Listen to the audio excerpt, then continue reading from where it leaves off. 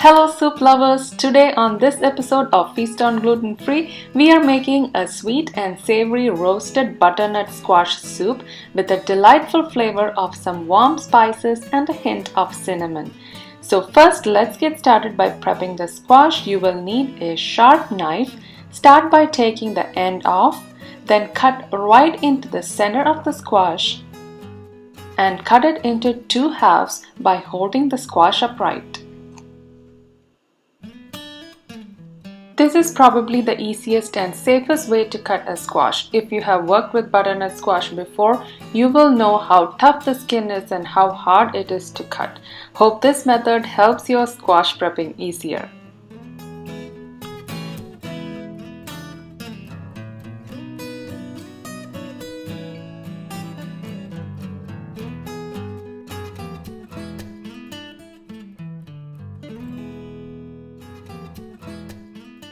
Once the squash is cut into two equal halves, clean it by removing all the seeds with a spoon. The seeds can be saved and toasted later if that's something that interests you.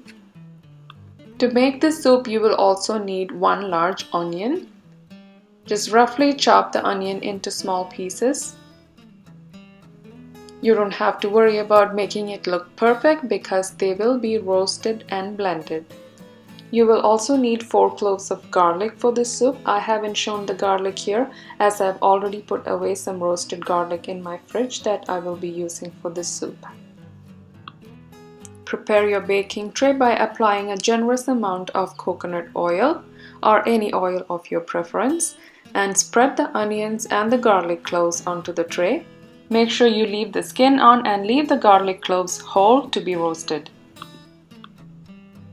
Now place the squash cut side up and apply some coconut oil on top to get it nicely roasted. Also sprinkle some salt and pepper for taste. Roast in a 400-degree oven for about an hour or until the squash comes out nice and tender.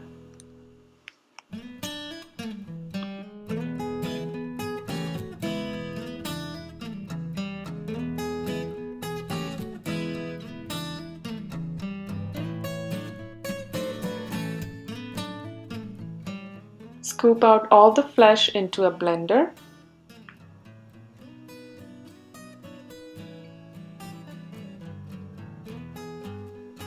Add all the roasted onion and roasted garlic into the blender. I have used about 4 cloves of garlic for this soup.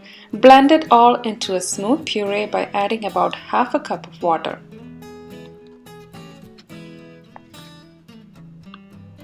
Once all that is pureed and you want your soup to be silky smooth, pass it through a strainer to remove any lumps.